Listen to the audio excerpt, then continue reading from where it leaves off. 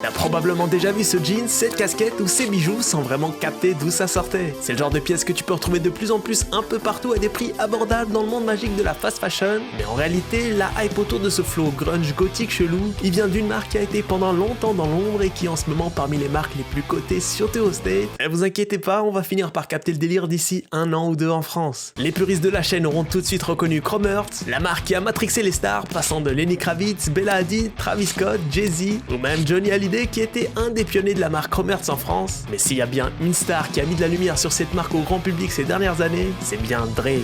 Sap, montre de luxe ou carrément voiture de luxe personnalisée par Cromert, on peut dire qu'il a totalement validé la marque et forcément il a fini par aussi attirer l'œil de ses fans. Depuis plus de 5 ans, la marque a énormément gagné en popularité et elle commence gentiment à devenir de plus en plus mainstream malgré ses prix excessivement élevés et son univers assez bresson. D'une marque de rockstar des années 90 à la future marque préférée des hypebeasts, on va retracer l'incroyable histoire de Cromert et on va en savoir plus sur cette marque assez mystérieuse.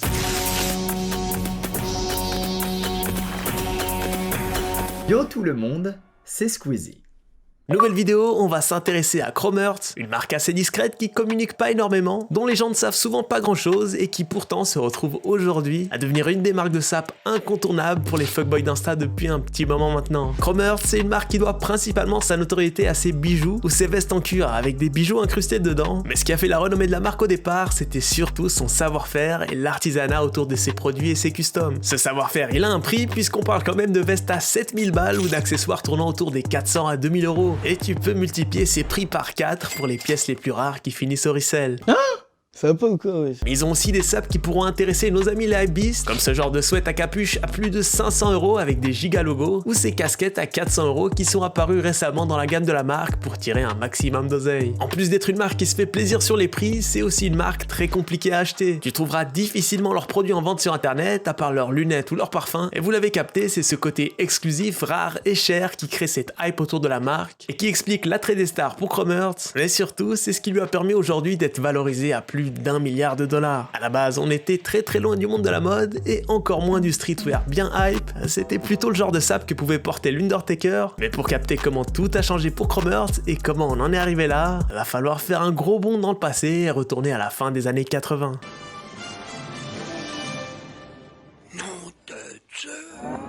On est en 1988 quand Richard Stark, qui était un vendeur de cuir de top qualité, et John Bowman, qui lui était maroquinier, ont décidé de lancer un projet ensemble depuis leur petit garage à Los Angeles. Ce projet, c'était pas de lancer une marque, mais en réalité, c'était avant tout de créer leur propre veste. Ils étaient tous les deux des motards et ils bossaient tous les deux dans le cuir. Alors après avoir remarqué que les vestes en cuir à Los Angeles, c'était pas la folie, ils ont décidé de créer des vestes qui leur plaisaient vraiment. D'abord pour eux, puis pour leurs clients de la scène locale des bikers de Los Angeles. À leur début, c'était avant tout des passionnés qui créaient des produits sur mesure en cuir de très haute qualité, mais très vite, un nouveau membre très important rejoindra l'équipe, ça sera Léonard Camout, un maître joaillier spécialisé dans les bijoux en argent, qui au départ sera surtout là pour créer des fermetures éclairs, des boutons et autres accessoires en argent pour leurs vestes en cuir. Pour l'instant, on a juste 3 mecs qui fabriquent des vestes en cuir dans un garage, la marque Cromert n'existe pas encore, mais ça va très vite changer après qu'ils ont eu leur premier gros client. Le réalisateur du film Chopper Chicks in Zombie Town, qui veut littéralement dire les gonzesses en chopper dans la ville des zombies en français, a contacté notre petite équipe pour réaliser les costumes du film. Vous l'avez capté, ils fabriquaient des vestes de motards. Le concept du film, c'était des meufs qui roulaient en chopper, des grosses motos américaines, et tout se passait à Los Angeles, donc forcément la connexion était plus que logique. Le film en lui-même, on va pas en parler, puisqu'évidemment il était catastrophique, mais c'est ce film qui lancera la marque Cromert, puisque Cromert, c'était en réalité le nom initial de ce film assez douteux. Ils ont créé cette capsule de vêtements en cuir sous le nom Cromert pour le film qui devait justement porter le même nom à la base, et au final, puisque les réalisateurs ont décidé de changer le nom du film, ils en ont profité pour garder ce blaze et enfin créer leur marque, qui en plus d'avoir trouvé un nom grâce à ce film, le hasard a fait qu'une des actrices du film était la petite copine de Steve Jones,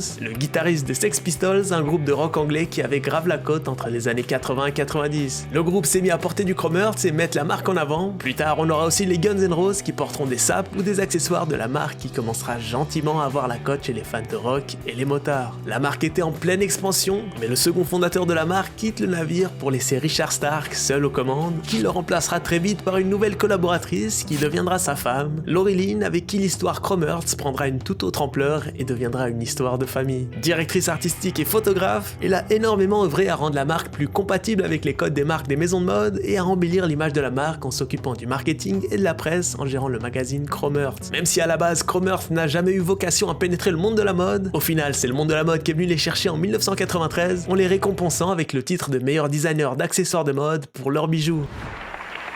Yeah, I'd like to thank Laurie Lynn, my love, Evie Quaid and Cher, and all the rest of the classic sleazy bitches that Et ce titre a énormément mis la marque en lumière jusqu'à attirer l'œil des plus gros noms du monde de la mode, comme Rei Kawakubo, la fondatrice de la marque Comme des Garçons, ou Karl Lagerfeld. La marque a continué à se développer en créant des customs pour les plus grosses célébrités aux States, en se diversifiant toujours plus, en proposant aussi des meubles pour ceux qui sont prêts à claquer des 60 000 € sur des tables ou des canapés pour avoir la même déco que chez Dracula. Et au fil des années, la famille Stark aux commandes de Cromertz s'est ouverte aux collaborations pour créer toujours plus d'engouement autour de leur marque tout en restant très sélectif et en gardant le contrôle de la marque. La première grosse collab qu'ils ont eue, c'était en 2002 avec les Rolling Stones, quelques années plus tard en 2007 avec Comme des Garçons, en 2010 avec Rick Owens qui a un univers assez similaire à celui de Cromertz, puis évidemment on a eu le droit à plusieurs collabs avec Off-White, la marque préférée des Hypebeast, d'abord en 2015 puis en 2018, et la marque qui était initialement un délire de rockers et de motards s'est mise à s'intéresser au rap et à la culture urbaine, mais aussi à intéresser les rappeurs qui sont de plus en plus nombreux à flex en Cromertz. Fini l'époque des Guns N' Roses et autres groupes de rock, maintenant la marque fait des collabs avec Drake sur des jeans qui cotent à quand même plus de 8000 €, des hoodies à plus de 2000 €, ou plus récemment ils ont offert une poussette custom à Cardi B et Offset pour les féliciter de la naissance de leur gosse. De Lil Uzi Vert à The Weeknd, la liste des nouveaux visages de Cromertz est très très longue, et c'est une marque dont vous avez sûrement entendu parler si vous suivez ce qui se passe aux States, ou alors vous allez énormément en entendre parler dans les années ou les mois à venir, au malheur des puristes de Cromertz, qui n'aiment pas forcément l'engouement et la nouvelle stratégie de la marque qui va attirer de plus en plus d'hypebeasts, ce qui va évidemment aussi attirer les marques de fast fashion qui vont tuer le délire de Cromertz en créant des pâles copies de leur sap et des milliers de clones. Tu crois que c'est du respect, ça ?